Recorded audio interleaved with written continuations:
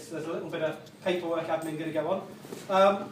But I love coming here. It's a bit of a drive for us. We're in Nottingham. And I've been here a few times now. And every time I've been here, I've asked, if someone can video it. Because I go back after this and go, oh, Roadhouse was great. I loved it. I had so much fun. And my mates are like, yeah, but, in this social media world, if it's not videoed, it's not true. It didn't happen. I mean, I point out that I've got videos of cats playing pianos, and that's not fucking true, is it? So yeah, I'd asked people that came with me to video it a few times, and largely because they're inept, they've always forgotten. So I thought, fuck it, I'm going to do it myself this time. Just bear with me. And I went and bought myself one of these little bad boys.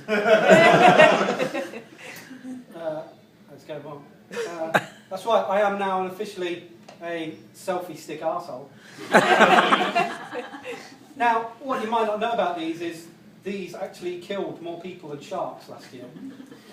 So I just want you to know, I want you to be aware that this is a dangerous weapon. And quite frankly, the doors are shut, it's a small room, and you're all in danger now. You would actually be safer if your name was Jeremy Hunt and you were in an NHS hospital on a Sunday awaiting an appendix operation. I was saying, this is a WMD, it's a weapon of mass distraction. Now, as I said, these killed more people than sharks last year. Sharks, it's a fucking apex predator. Millions of years of effort evolving to become the master of its environment. You set foot in the water, it's going to fuck you up. It's been outdone by this shitty little stick. That's quite impressive. And I was intrigued by this, so I thought, I wonder, what else is going on? What other deaths are there? I want to get the actual numbers. So, as I say, I've got some lists. So if you just bear with me, this is my first list. Enjoy it. Save the moment. So last year, worldwide deaths, 2015, vending machines. They come in with 2 deaths. I haven't been able to substantiate whether that was one unpleasant accident. It may have fallen over, but hey, vending machines, they got on the scoreboard. Well done. Sharks, they managed 8 throughout the whole year. 8 deaths. Outdone by Mount Everest, and this is a good effort. We've got into double digits now. Mount Everest killed 17 people last year, which I think is really good going because it didn't move a fucking inch, did it? Plastic bags killed 25 people. Good effort. I think most of them were young. And now we come to selfies. Now selfies actually tie with skateboarding. I don't know if any of them involved selfieing while on a skateboard, but they both scored 28 deaths last year. 28 deaths! Let me just go back to sharks, 8. Sharks, teeth and fucking things, yeah? 8. 28. That's more than 3 times as many deaths in one year. Fucking lethal, this is. And the last one I looked up was erotic asphyxiation. And I was 625, that was a very personal thing now. Now you would think that airports would take these things seriously, because like I say, 28 deaths from one selfie stick, but you can take this on an aircraft as hand luggage, which I think is just irresponsible. So again, I had to look up some stuff, and I thought, well, if I can take a selfie stick, what can't I take?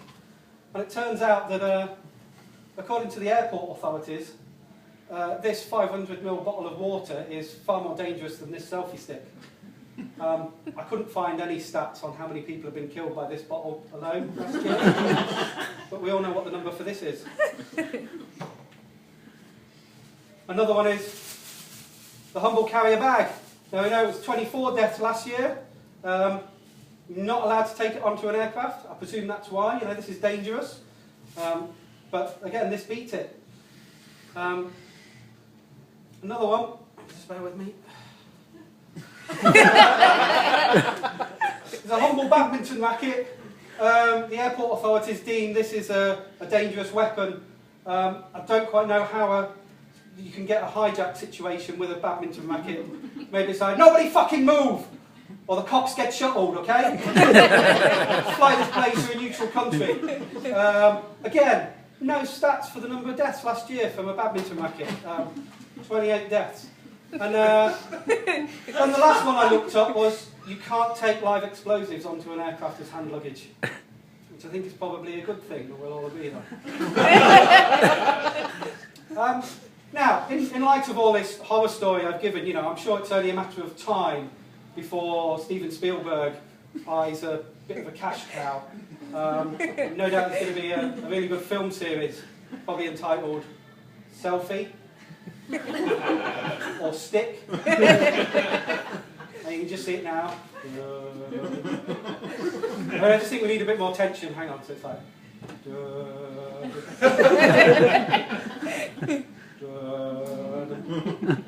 It's looking at you, madam. Yeah, so you're taking your life into your own hands there.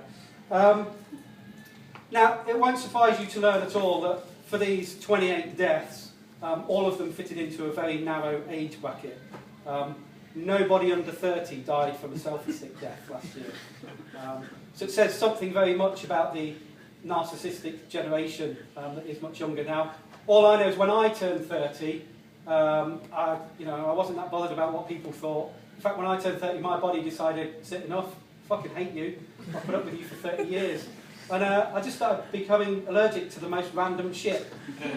So yeah, when I was 30, my body went, right, fuck it, it's gold, penicillin, gold, and gluten. As I like to refer to them, health, wealth, and happiness. Yeah, you see, I'm from a very different generation. When I was growing up, we didn't have the internet, so we didn't have access to lots of free pictures of naked ladies whenever we liked. In fact, when I was growing up, our information superhighway for free pornography was the Hedgeside, by the side of the road. You'd only have to walk 5 minutes and you'd find a magazine stuffed in there, which was great. Some gentleman in a car had been out and bought a magazine, got a little hand relief, and then tossed the magazine out for someone else to find. And we found a bonanza of it. It was great.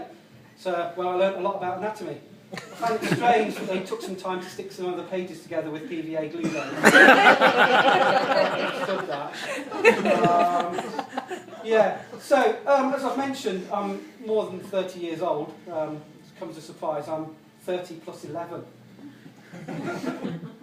And now I can tell you're shocked. I look youthful, don't I? Cheers. I'm very spry for my age.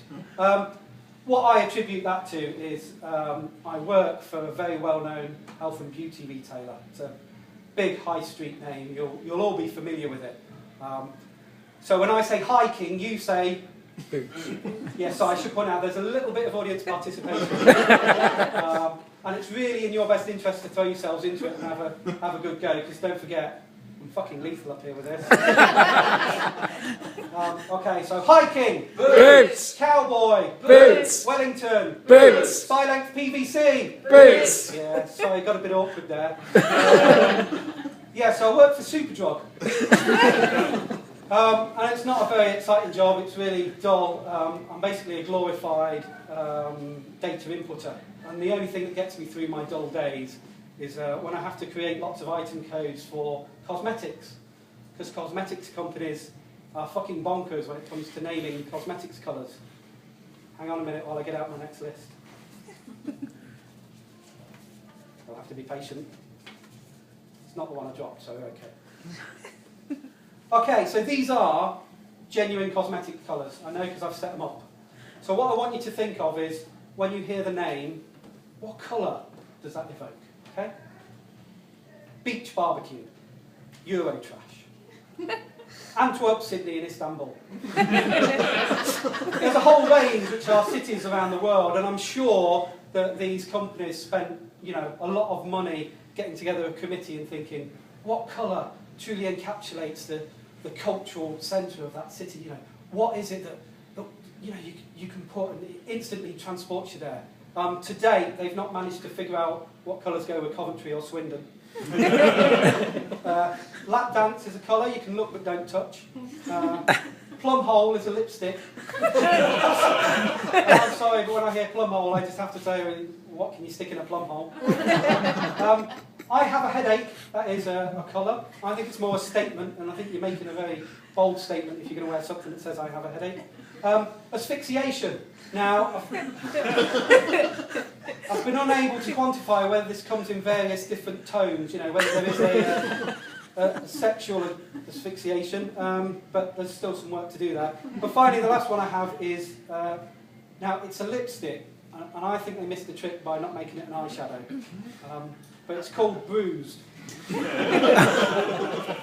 I just think it's odd that if you're going to get a piece of makeup that makes you look bruised, you know, you're going to spend your money on it and all the effort to put it on. Why would you do that if you want to go out looking bruised and battered? I mean, just buy one of these bad boys. Thank you very much, my name's Gary.